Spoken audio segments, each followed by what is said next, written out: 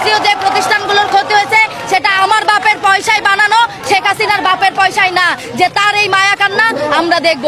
আমরা প্রত্যেকটা জীবনের হিসাব চাই, হিসাব না নিয়ে আমরা বাড়ি ফিরবো না। আমরা দেখতে পাচ্ছি এই আন্দোলন যখন ধীরে ধীরে বিস্তার হওয়া শুরু করেছে তখন থেকেই আওয়ামী লীগ, শেখ হাসিনা যেই সারা জীবনের তাদের জামাত শিবির যেই খেলা, সেই জামাত শিবির খেলা শুরু করেছে।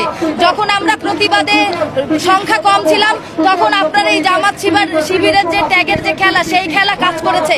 কিন্তু এখন এই হাজার হাজার জনগণের যে সমাবেশ, সেখানে আপনার এইসব জামাত শিবির খেলা, এইসব ট্যাগ কোনো কিছু আর কাজ করবে না।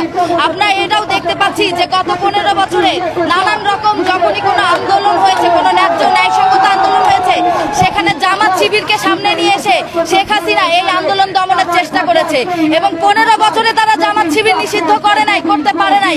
কিন্তু এখন যখন তাদের অস্তিত্ব সংকটে পড়ে গেছে, এখন তারা এই আন্দোলনের মোড়কে ঘুরিয়ে দেওয়ার জন্য, এই আন্দোলনকে নস্যাৎ করার জন্য জামাত শিবিরকে আবার তাদের একটা হাতিয়ার হিসেবে ব্যবহার করছে।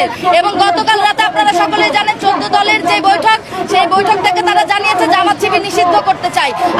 আমরা মনে করি যে এইটা একটা পিওর ষড়যন্ত্র শেখ হাসিনার, যে এখন জামাত শিবিরকে নিষিদ্ধ ঘোষণা করে তারপরে রাজপথে যতগুলো সাধারণ জনগণ আন্দোলন করবে সবাইকে ওই নিষিদ্ধ জামাত শিবির বলে তাদের উপর দমন পীড়ন চালাবে।